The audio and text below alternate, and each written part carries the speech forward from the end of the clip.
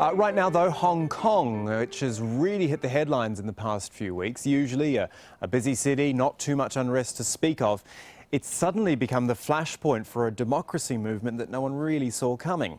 In short, the young people of Hong Kong in particular are opposed to Beijing's plans for watered-down democracy in the territory. Beijing has publicly backed Hong Kong's chief executive, CY Leung, although the protesters, mostly young students, want his resignation.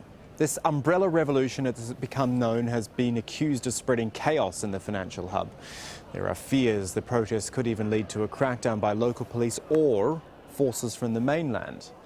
But as we said, this is a usually busy, thriving global financial centre, and there's been a marked effect on that image since the protests began.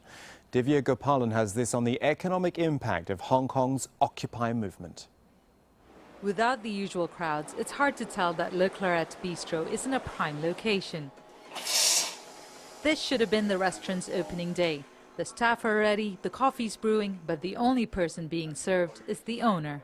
When you see that all the roads are being blocked, and then traffics are being diverted, and then there are no people walking on the streets, then nobody would come into our restaurant. The protests have strategically taken root in Hong Kong's most densely packed office and shopping areas like Causeway Bay.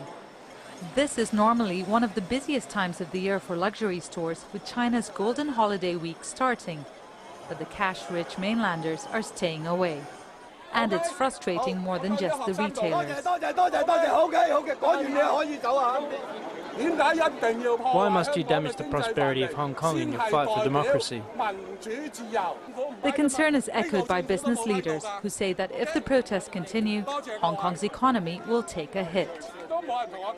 I think it will affect the image of Hong Kong, and also maybe the foreign investors will have certain reservations.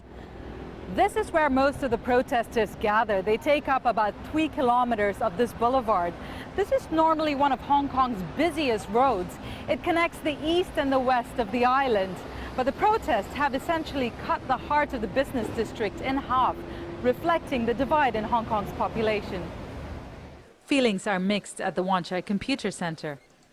The building is usually packed with tech-savvy youngsters, but many of them are at the protests.